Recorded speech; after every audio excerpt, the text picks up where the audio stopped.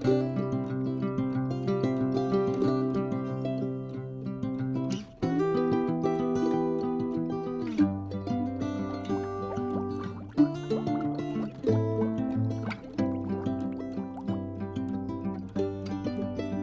had just let go and went on in my life, and then met Karen, and we've been married 42 years, and the Lord had something better for me, is what it really amounts no to. kidding.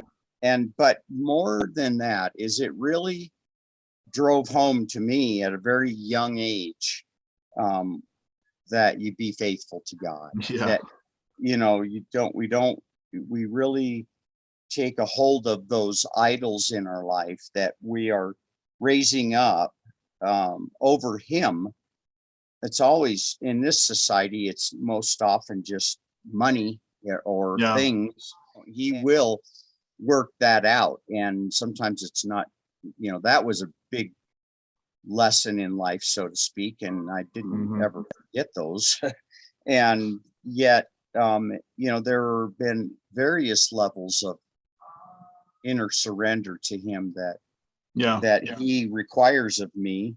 And that's just the way it works when you're His. But there is a adultery, and He lays out very clearly what He's going to do and who He's dealing with. And it's heartbreaking. Human beings don't necessarily see the seriousness of sharing our affections with lots of things. If we believe in God, sharing our affections with the world, but nobody can miss the metaphor, which is throughout this book, of a person being unfaithful to you. It seems like we all get that one. We all know what it is to be cheated upon, and maybe on some level we know what it is to cheat. And so, in some ways, it seems like a harsh comparison. You're worshiping of other gods is like a wife cheating on you. Yeah, and only you're doing it on the living God. I mean, the one that created everything. Why would God take the risk to? I mean, we talk about the instability of the risk of love, and it's probably one of life's riskiest propositions, to unite with another human being, not knowing how stable they are on their end. And then, of course, we can't even control ourselves half the time, not knowing if we can be faithful on our end. And the vows, the marriage vows, are all about, I commit. The ring says it's just you and no one else. And the battle is to maintain the vows. And the great risk of life is to unite two unstable things and try to have stability. And I think that's why people cheer when, like you said, 45 years for you and Karen. Is that what you said? 42 years. 42 years. And people say that, and I think people cheer not just because it's a beautiful thing, but they cheer because they know how incredibly hard it is to maintain unity for a long period of time.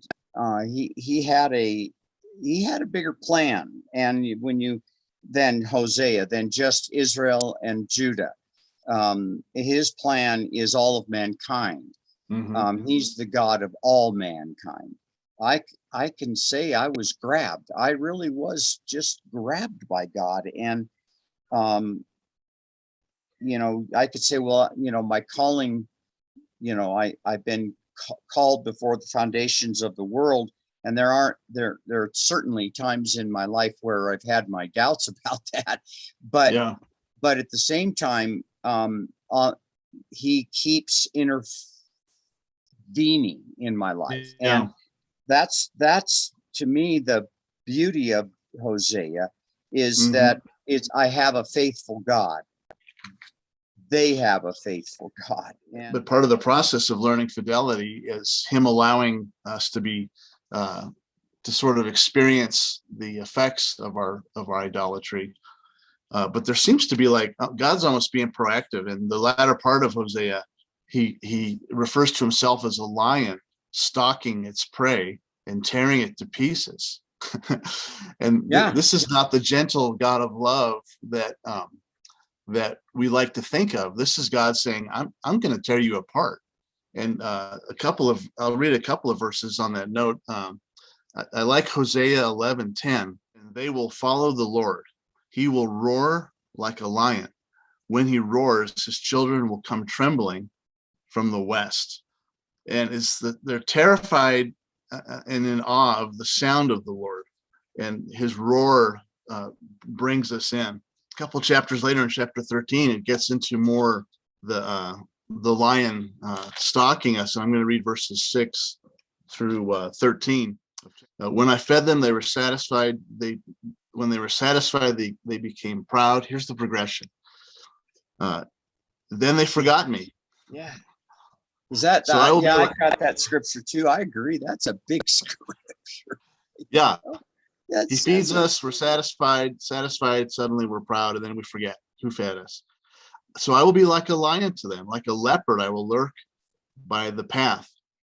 And by the way, I'm showing I'm overlapping our video with a video of a leopard that we saw in Africa cool. a couple of weeks ago. Cool. So this is actually a leopard that was in a nature preserve. Okay, like a bear robbed of her cubs, I will attack them and rip them open. Like a lion, I will devour them. A wild animal will tear them apart. You are destroyed, Israel, because you are against me, against your helper. Where is your king that he may save you? Where are your rulers in all your towns, of whom you said, give me a king and princes? So in my anger, I gave you a king, and in my wrath, I took him away. The guilt of Ephraim is stored up. His sins are kept on record. Pains as of a woman in childbirth come to him. But he is a child without wisdom. When the time arrives, he doesn't have the sense to come out of the womb. And that's some pretty intense talk there. We have a lion and a bear tearing their prey. That's what God's doing to us. We have Israel is this metaphor of a child who's too stupid to be born. He's in the womb and God's preparing a birth, but doesn't have the sense to even come out. It makes me think about Jesus telling Nicodemus, unless you are reborn, unless you're born again, you won't see the kingdom. And right.